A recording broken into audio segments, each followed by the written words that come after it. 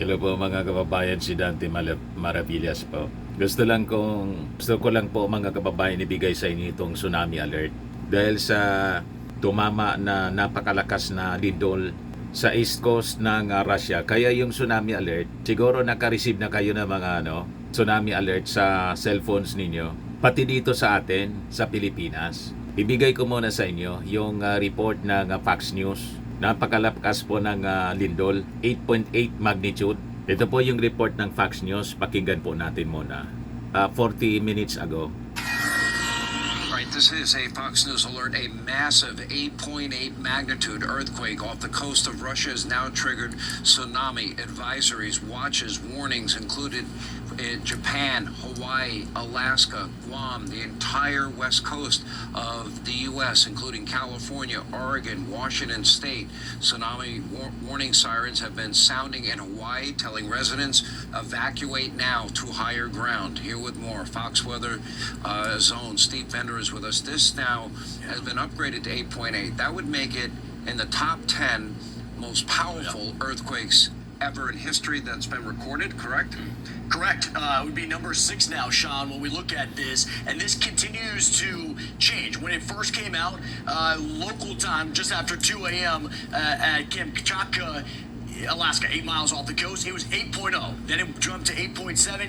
8.8 is where we stay now. And last time we talked, Sean, that seems like a minute detail, a small change. It means it has 1.5 times more energy that's being dispersed out thousands of miles along the Pacific, triggering all those tsunami alerts that we have. So from an 8.7 to an 8.8 is actually a big difference. So we'll show you how massive this energy is sprawling out from the epicenter, 8 miles removed from the eastern coast of Russia. Tsunami warning for the Aleutian Islands, tsunami warning for Hawaii, and a watch in place for the West Coast. You mentioned Hawaii, right? And we've been getting the updates.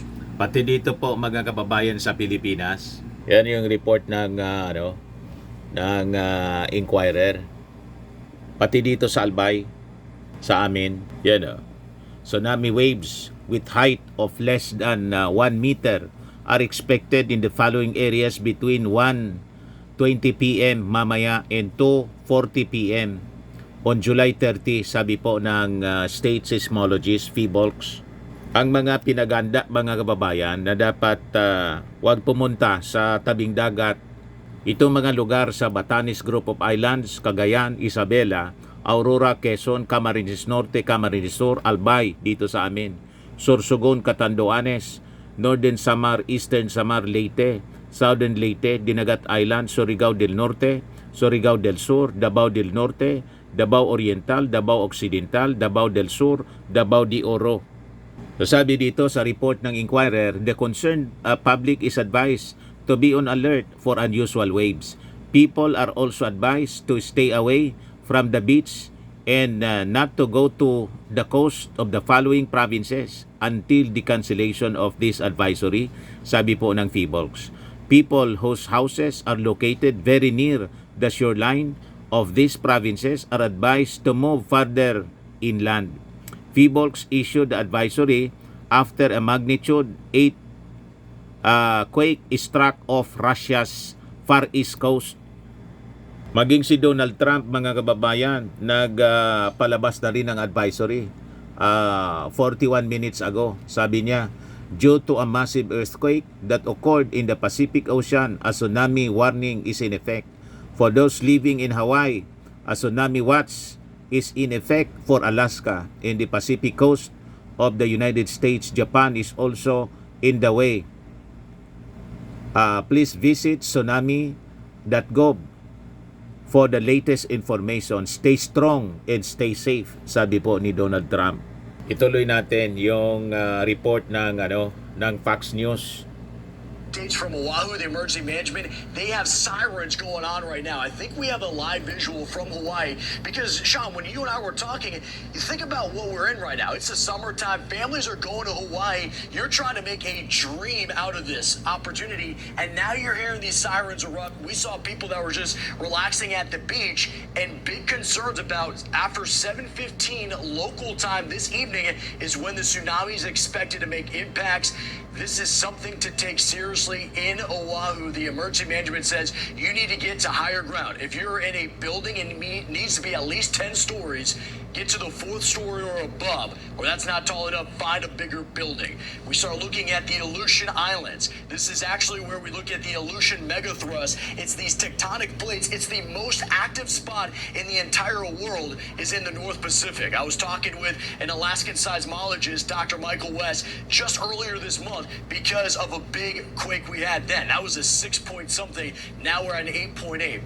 Looking at Hawaii, we are also getting some updates that out of Hilo, the airport is now closed because they're using this as the spot where they're going to be getting out emergency personnel to coordinate with any of the impacts that are going to happen.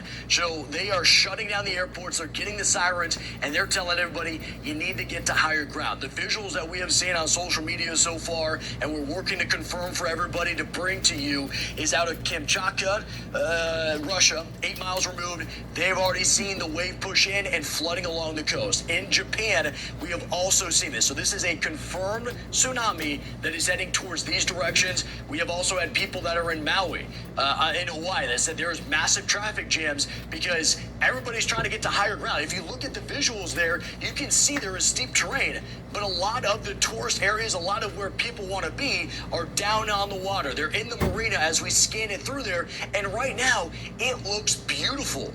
But when you talk about that wave energy, it can move quickly and it's rising fast. So as we zoom in, you'll still see at the beach there's some people relaxing. And honestly, if they're not getting these alerts, they're on vacation mode. Why would they leave until you start hearing those sirens? That's why it's so important to make sure people are getting their action plan. It does look like a few people are starting to leave. So you think about how far Hawaii is. Nag-aalisan na From the yung mga epicenter tao. of this, thousands of miles, and it's not losing any of its energy. Go even further, and now you're along the lower 48, the West Coast, Pacific Northwest. What is the time frame from Gold Beach, Oregon, a story up towards Port Angeles, you're looking at right before midnight. So 11:40 p.m. Pacific. When it's the time frame from Gold Beach, Oregon, a story up towards Port Angeles, you're looking at right before midnight. So 11:40 p.m. Pacific time. Then you get it to Northern California, Eureka, down towards the Bay Area, 12:40 a.m. local time, and then down into Malibu, San Diego, Los Angeles, looking at just after 1 a.m., Sean. So dito tumama mga kababayan yung magnitude 8.7, sabi 8.8. Yan breaking the earthquake of the Russian coast has been upgraded to a magnitude 8.7.